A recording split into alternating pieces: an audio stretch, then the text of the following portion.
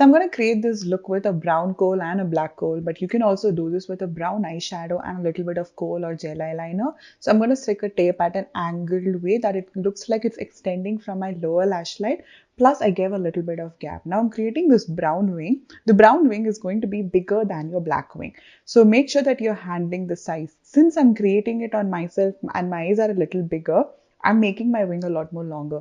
But in case you want to keep it a little less dramatic, make the length of the brown wing a little shorter and take it very, very close towards the inner part of the eye and make it a lot more thinner, that area.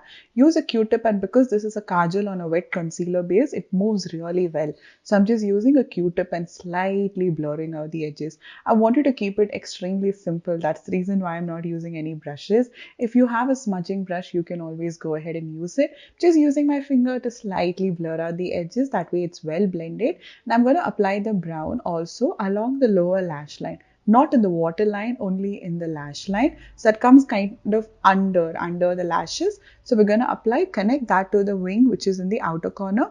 Go ahead and smudge that out slightly with your Q-tip. So next up, we're going to kind of work on the dimension. So I'm going to move ahead to black, which is going to be a lot more intense. Keep the black super, super, super less and very, very, very tight to your lash line. So as you can see, I'm lifting my eyebrows and I'm just kind of going back and front. I'm just kind of like scribbling between my lashes. That way it gives me that definition only along the lash band and not on the brown area. We're keeping it a little more kind of subtle compared to a full-fledged black wing liner.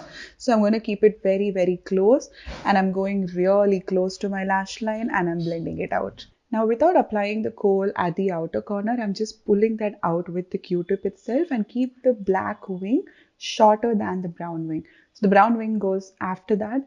Go ahead, smudge it out, blend it out really well. Just use your Q-tip. Use a couple more Q-tips if you want. I would definitely recommend using your finger in some areas wherever you're finding it a little hard to blend it out. Give it an even smudge and make sure that there are no kind of small bits where it's not smudged, and make sure the brown does not kind of fade away and the black is a lot more closer. So I'm just going to use my finger and you can slightly blur out the edges with that.